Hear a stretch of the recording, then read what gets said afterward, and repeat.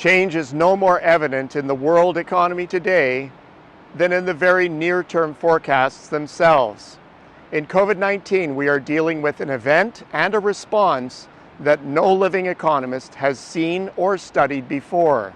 We're all learning as we go. All the same, whether you believe it or not, economic fundamentals are still in operation. Now, are they telling us anything about the near-term outlook for the world economy? Well, before going any further, one thing needs to be perfectly clear. Pandemic data are preeminent. For the moment, they're the leading indicator, bar none, of near-term growth. Why? Well, they determined the initial worldwide lockdown that devastated output and brought on unprecedented pan-planet monetary and fiscal stimulus. Moderation of infections, in turn, initiated the return to work and the subsequent surge in output.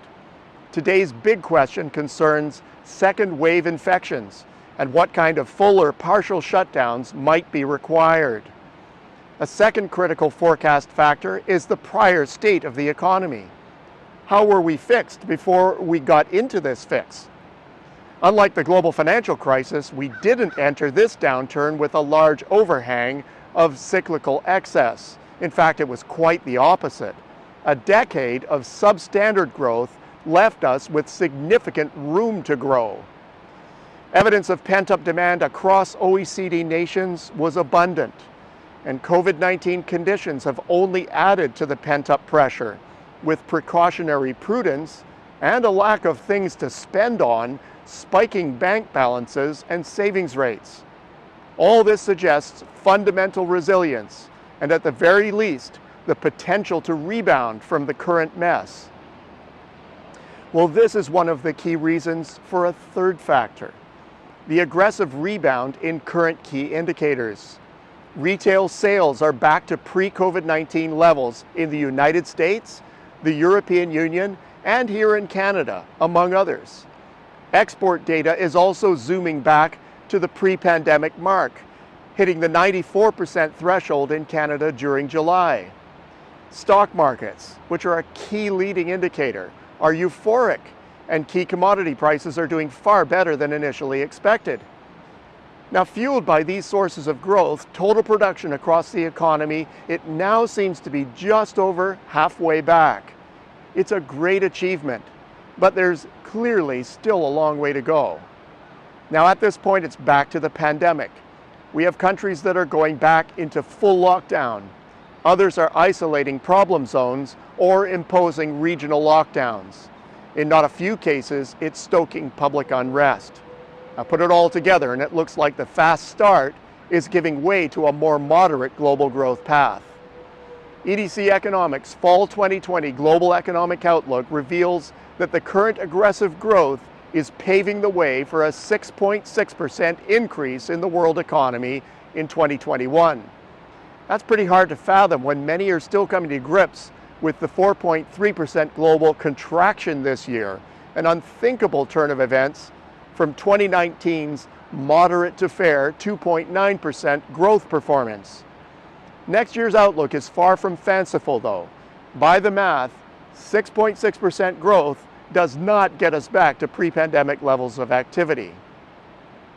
It also belies a messier ground-level story. Many countries have seen substantial adjustments to the short-term outlook that are hidden because they canceled each other out. Also, disaggregate the top-line figures and it's clear that all will not ride the growth wave. It's clear at this point that the food, advanced technology, telecom, woods products, and mineral sectors will greatly outperform oil and gas, aerospace, and anything connected with business and personal tourism, and for some time to come. Countries and individuals tied to these various sectors will do likewise. Ample supplies and uncertain growth are sure to keep the lid on commodity prices over the near term.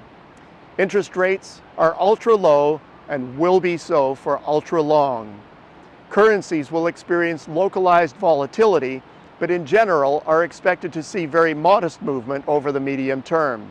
The Canadian dollar is expected to stay in the US 74 to 76 cent range this year and next. The bottom line, we're a long way from COVID-19's last chapter. The drama is still unfolding, although the initial growth rebound has been very encouraging.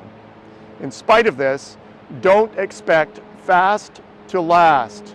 We're already seeing a growth moderation that will test our mettle, and future containment of infections is far from guaranteed.